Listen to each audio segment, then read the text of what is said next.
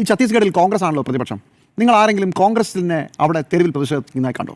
2 കന്യാസ്ത്രീകൾ അവർ മലയാളികളാണ്. ഒരു ആദിവാസി യുവാവ് കൂടി ജയിലിലുണ്ട്. ആരാണ് അവർക്ക് കൊണ്ട് സംസാരിക്കുക?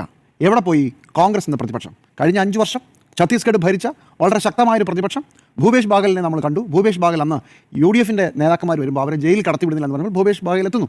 ഭൂപേഷ് ബാഗൽ ഏതെങ്കിലും മാധ്യമങ്ങളോട് സംസാരിക്കുന്നത് നിങ്ങൾ കേട്ടോ? ഭൂപേഷ് ബാഗൽ സംസാരിച്ചില്ല. എന്ന് മാത്രമല്ല, റിപ്പോർട്ടറിൻ്റെ പ്രതിനിധി ഭൂപേഷ് ബാഗലിൻ്റെ വീട്ടിൽ പോയി 2 മണിക്കൂർ നിന്നു. ഒരു വാക്ക് സംസാരിക്കാൻ അദ്ദേഹം തയ്യാറായില്ല. ഛത്തീസ്ഗഡിലെ രാഷ്ട്രീയം നമ്മൾ ഇവിടെ നിന്ന് കേരളത്തിൽ നിന്ന് കാണുന്നത് പോലെയല്ല. 2000 രൂപീകൃതമായ ഛത്തീസ്ഗഡിൽ ദളിതരായ ക്രിസ്ത്യാനികൾക്കെതിരെ വളരെ വലിയ ആക്രമണങ്ങൾ നടന്നുകൊണ്ടിരിക്കുന്ന സ്ഥലമാണ്. അത് ഇന്നോ ഇന്നലെയോ തുടങ്ങിയതല്ല. 2023 BJP വരുന്നത്. 2018 മുതൽ 2023 വരെ ഭൂപേഷ് ബാഗലിൻ്റെ കോൺഗ്രസ് സർക്കാരായിരുന്നു. അന്നും ആക്രമണങ്ങൾ ഉണ്ടായിട്ടുണ്ട്. ഛത്തീസ്ഗഡിനെ മനസ്സിലാക്കാതെ കേരളത്തിലുള്ള മനുഷ്യരെല്ലാവരും കൂടി അവിടെ BJP മാത്രം എന്തൊക്കെ വലിയ പ്രശ്നങ്ങൾ ചെയ്യുന്നു കരുതിയാൽ നമുക്ക് തെറ്റി.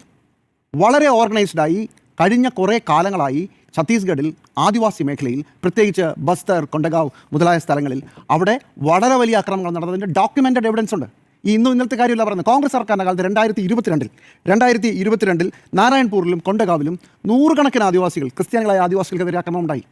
അത് വലിയ പ്രശ്നമായി. അവർ ഗ്രാമത്തിൽ നിന്ന് ആട്ടി ഓടിച്ചു. അവർ തിരിച്ചു വരുന്ന ഒരു പ്രശ്നം കഴിഞ്ഞിട്ട് 2023 വീണ്ടും ഇതേ സ്ഥലങ്ങളിൽ ആക്രമണം ഉണ്ടായി. അന്ന് ഈ ഭൂപേഷ് ബാഗലാണ് മുഖ്യമന്ത്രി. അന്ന് കോൺഗ്രസ് ആണ് ഭരിക്കുന്നത്. എന്ത് ചെയ്തു എന്നറിയാമോ? ഒരു ചെറുപേരിൽ അനക്കിയില്ല. അന്ന് ഒരൊറ്റ കേസ് പോലും രജിസ്റ്റർ ചെയ്യാൻ അവിടെയുള്ള ആദിവാസികൾക്ക് വളരെ വലിയ സമ്മർദ്ദം നടത്തേണ്ടി വന്നു. എന്നിട്ടാണ് കേസ് പോലും രജിസ്റ്റർ ചെയ്തത്.